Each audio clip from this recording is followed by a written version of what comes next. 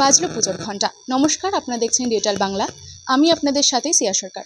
আমরা আপনাদের সাথে যুক্ত হয়ে গেছি রবীন্দ্রসংঘের প্রাক পুজো নিয়ে, এবং এখানকার যে প্রাক পুজো তা কিন্তু আমরা আপনাদের সামনে তুলে ধরবো।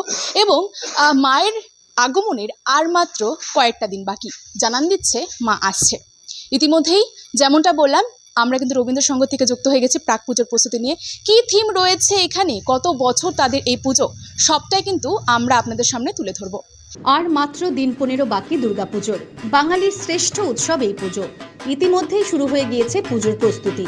জোর কদমে চলছে পুজো মণ্ডপ তৈরির কাজ। ঠিক তেমনি শিলিগুড়ি রবীন্দ্রসংঘ ক্লাবের এবার 72তম বর্ষে পদার্পণ করতে চলেছে তাদের পুজো। ইতিমধ্যেই চলছে পুজো মণ্ডপ তৈরির কাজ।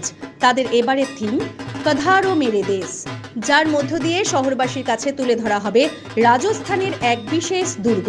প্রায় 25 লক্ষ টাকার বাজেটের এই পুজো এবার নজর কাটতে চলেছে শহর শিলিগুড়িবাসীর। এছাড়াও থাকছে সাবেকি প্রতিমা, পাশাপাশি মণ্ডপ সজ্জা ও আলোক সজ্জাতেও থাকছে বিশেষ চমক। এবং এই পুজো মণ্ডপের শুভ উদ্বোধন করা হবে আগামী 6ই অক্টোবর, পুজোর তৃতীয়ার দিন। সব মিলিয়ে প্রত্যেকবারের মতো এবারও শিলিগুড়ি রবীন্দ্রসংঘ ক্লাবে দুর্গাপুজো এক বিশেষ চমক দিতে চলেছে শিলিগুড়িবাসী তথা উত্তরবঙ্গবাসীকে। রবীন্দ্রসংঘের এবছর 72তম বর্ষ।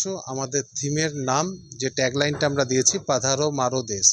তোমরা কাজকর্ম দেখেই বুঝতে পারছো রাজস্থানের একটা দুর্গ নির্মাণ করা হচ্ছে, এবং রাজস্থানের দুর্গগুলোর ভিতরে যেরকম ধরনের আর্ট করা থাকে সেই আর্ট দিয়েই সম্পূর্ণ মণ্ডপ সজ্জা করা হচ্ছে। এবছর কত বাজেট রয়েছে আপনাদের? 25 লাখ। প্রতিমা সজ্জা এবং আলোক সজ্জা কি থাকছে? প্রতিমা সাবেকি প্রতিমা থাকছে, আমাদের শিলিগুড়িরই প্রতিমা থাকছে। নীলু পালের হাতে মা রূপ পাবে।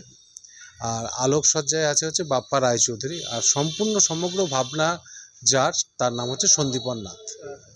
মণ্ডপ কি সম্পূর্ণ পরিবেশ বান্ধব? সম্পূর্ণ পরিবেশ বান্ধব। আমরা আপনাদের সামনে তুলে ধরলাম রবীন্দ্রসংঘের প্রাক পুজো যে রয়েছে সেটি।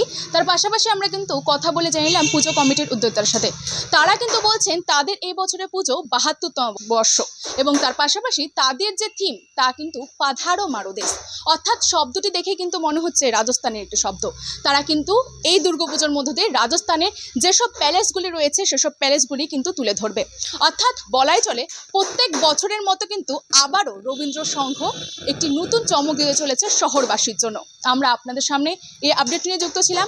আবারও যুক্ত হব বিভিন্ন প্রাক পুজোর প্রস্তুতি নিয়ে। ততক্ষণ পর্যন্ত চোখ রাখুন ডিজিটাল বাংলার ক্যামেরায়। ক্যামেরা ঋত্বিক ভট্টাচার্যের সাথে আমি সিয়া সরকার। নমস্কার। ডিজিটাল বাংলা, আগে ভাগে সবার আগে।